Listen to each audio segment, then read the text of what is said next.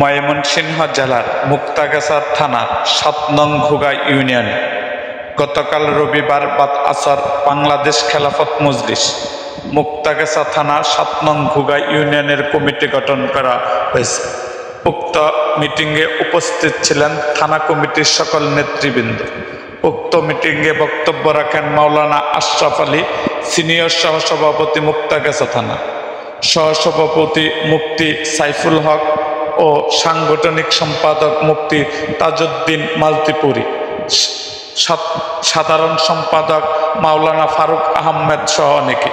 সভাপতি হিসাবে মুফতি সাইফুল হক, সাধারণ সম্পাদক হিসাবে মোহাম্মদ মুশারফ, সাংগঠনিক সম্পাদক হাফেজ শেখ ফরিদকে নিয়োজিত করা হয়।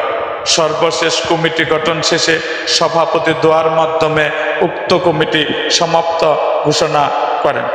এরকম আরও ভিডিও পেতে এবং রাজনৈতিক অঙ্গনের নানা ঘটনা ও ইতিহাস জানতে আমাদের মুক্তাগাছার ইতিহাস মিডিয়া ইউটিউব চ্যানেলটিকে সাবস্ক্রাইব করুন এবং পাশে থাকা বেল আইকনটি বাজিয়ে দিন।